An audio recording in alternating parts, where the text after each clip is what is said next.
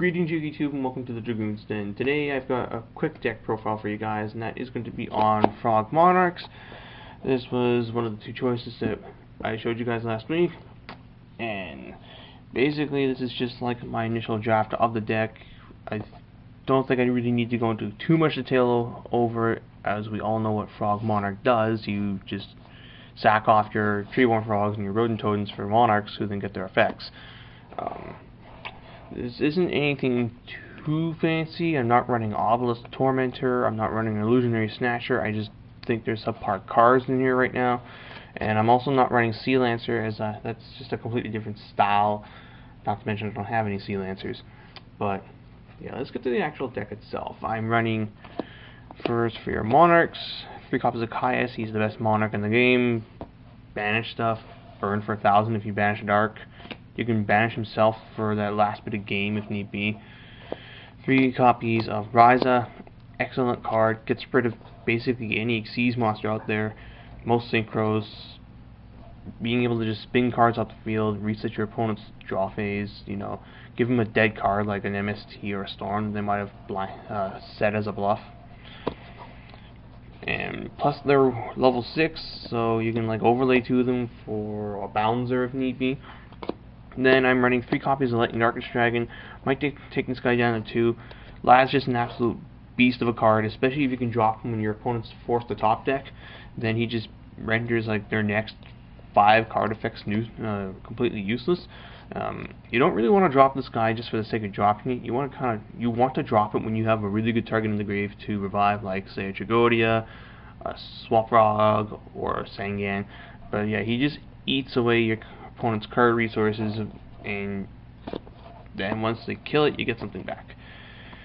And then I'm also running for hand traps, 2 copies of Trag, 1 copy of Gores, and 3 Battle Fader. These keep you from being killed by all those stupid OTKs that are running around. Not to mention, they also provide tribute fodder. Trag's especially notable because you usually have large hand advantage. So he's going to be about 2,400 to 3,600 attack, and he can take monsters, plus copy levels. Pretty frequently, you'll like copy, say, Ryza in the graveyard, and then you can just like summon another Monarch, and then go for rank 6. Gores is an okay stopper, and Battle Fader provides you with tribute fodder for your Monarchs. Then 2 copies of Effect Failure in order to negate monster effects. And that is it for like the monsters and hand traps. Then I've got the Frog Engine, 3 copies of Swapfrog, 3 copies of Treeborn, and 1 Rodent Totem. Swapfrog, when it hits the field, you jump a Rodent Totem or a Treeborn or another copy of itself, then you can put it back into your hand, even if they Valor it, because bouncing is for a cost. Swapfrog has way too many effects. The card is ridiculous.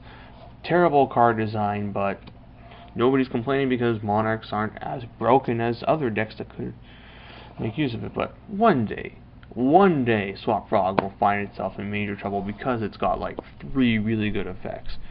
Rodent Totem, I kind of want to take the 2. Might drop 1 Lightning Darkness Dragon for it because you can banish a card, banish a frog, put it onto your field, and if you can get 2 out, then you can make a rank 2. And then lastly, Sangan. He just kind of fits in here. Send it to the graveyard. Get a rodent, get any frog that you can need, or a Valor, or a Fader. And then for the spells, 3 copies of Econ. The card's stupid in here. Sack off a Treeborn, take your monster, then get Treeborn back in the standby phase.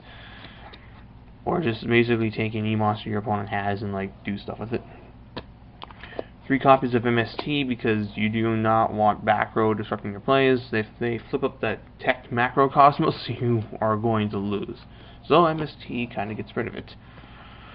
2 copies of Creature Swap because you're running a lot of small monsters that you can just give to your opponent, or you can even use the Monarch that's like already had its effect go off. You can just Creature Swap it over to your opponent and take their BLS and whatnot.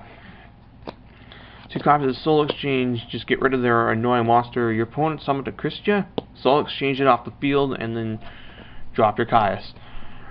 2 copies of Duality for some deck consistency, and then you've got the Holy Trinity.